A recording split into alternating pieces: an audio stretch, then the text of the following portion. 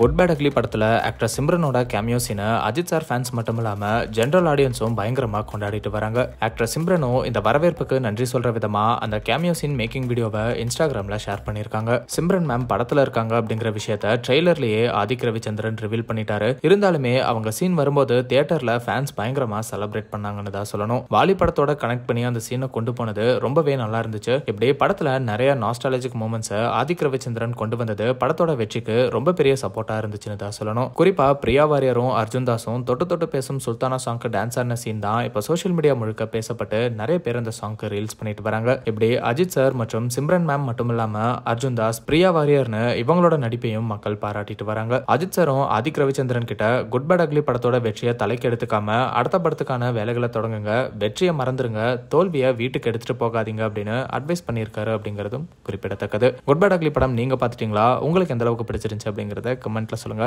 And இந்த மாதிரி cinema, serials and ட்ரெண்டிங்கான அப்டேட்ஸை பத்தி தெரிஞ்சுக்க நம்ம ட்ரெண்ட் டாக்ஸ் சேனலை சப்ஸ்கிரைப் பண்ணுங்க.